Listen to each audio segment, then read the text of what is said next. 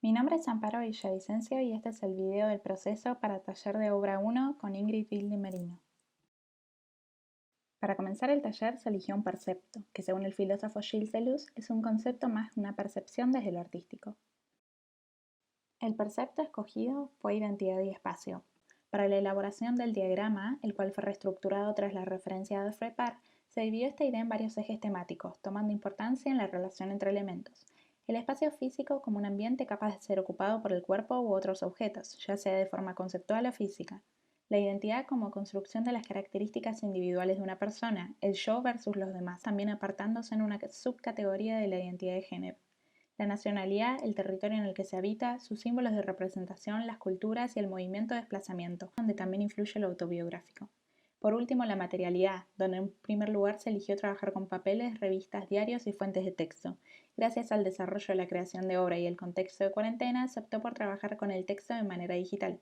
Fue creada en base a 3 obras anteriormente realizadas: 2 banderas que reflejaban mi relación con Chile y Argentina, un afiche sobre el derecho a la educación sexual en Argentina y una escultura trabajada con la idea de ocupar el espacio en base a la exploración de una misma forma.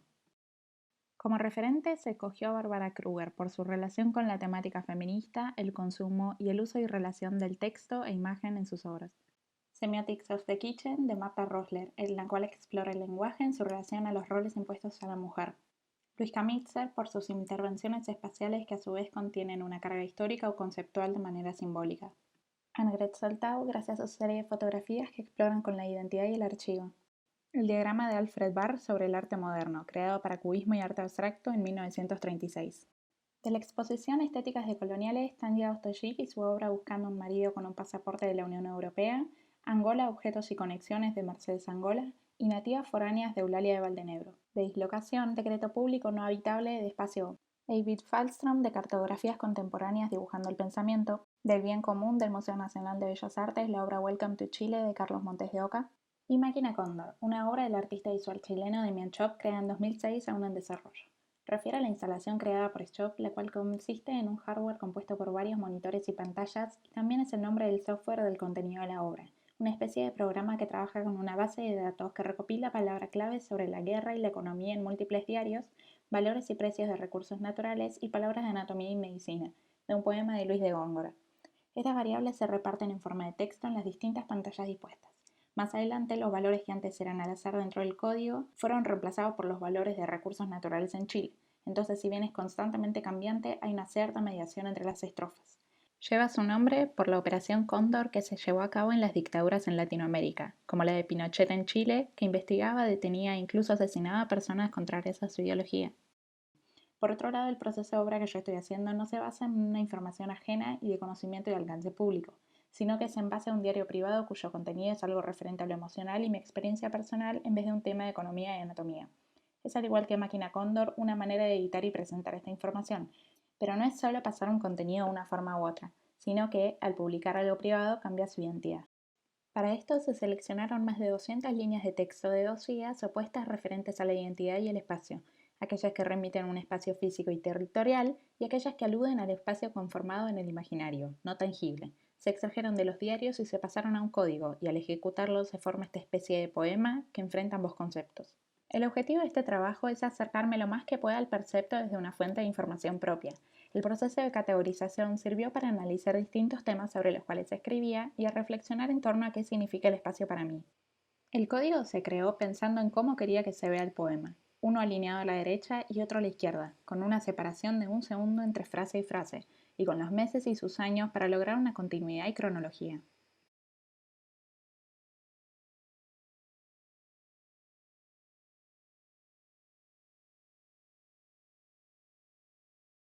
Para el montaje se decidió contraponer estas dos formas de ver el pensamiento, una como una estructura variada, una mezcla y superposición de ideas y pensamientos, un caos, y contrastar esto con el orden, organización y categorización de frases que existe en el código.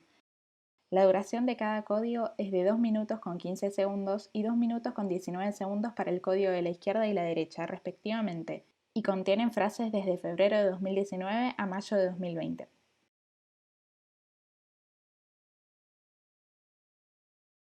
Los límites del contexto de cuarentena fueron incluidos desde un primer momento en lo conceptual. porque esto me llevó a acercarme al archivo como fuente de información, aunque no sabía cómo. Además, sabía que una obra instalativa cambia su carácter al no poder ser instalada en un espacio compartido. Esto me llevó a pensar en el trabajo de una manera digital.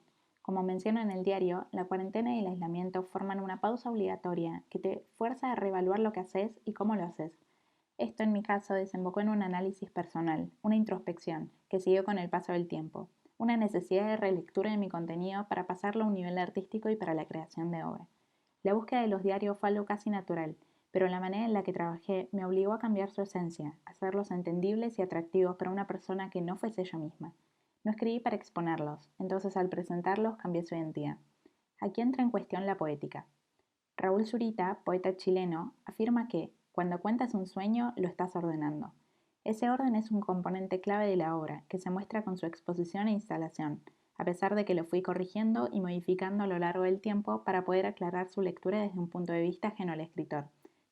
Este orden corresponde a la clasificación de las frases del diario. La elección de estas categorías ocurrió cuando, con el percepto en mente, releí los diarios y pensé en cómo yo reflejaba el espacio dentro de esta escritura. Y me di cuenta, principalmente, de que muchas veces usaba palabras o acciones referentes a lugares físicos para explicar algo imaginario, como volver hacia atrás, recorrer, estar. Esto me llevó a ver la conexión, el diálogo entre el lugar físico y el simbólico, las dos categorías en las que decidí separar las frases. Es interesante ver la relación que el espacio puede tener con lo físico y con lo emocional separadamente, porque en mi caso lo veo como algo atado a una vivencia y muchas veces a una emoción. Se puede ver como la apertura de una manera de ver el mundo de una persona hacia los demás, más específicamente de cómo percibir el espacio, las experiencias y relaciones que se llevan a cabo con lugares en particular, en su mayoría Santiago de Chile y Buenos Aires, y los que pertenecen al imaginario, un espacio emocional y pensamiento y sentimientos. Aquí se pueden ver las frases correspondientes al espacio simbólico. Al leerlas puede trazar un recorrido, un movimiento de mis emociones y pensamiento a través del tiempo, tal como lo haría un desplazamiento en el lugar físico. Buscando la poética y revisando referentes como Roberto Bolaño y Julio Cortázar, noté que hablaban de la conexión entre la vivencia del poeta y su poesía, que muchas veces se superpone. Como dijo Bolaño, los textos tienen que tener espejos, donde se miran a sí mismos. Quizás así la poesía pueda llegar a ser una presentación escrita de otra forma de pensar y de editar.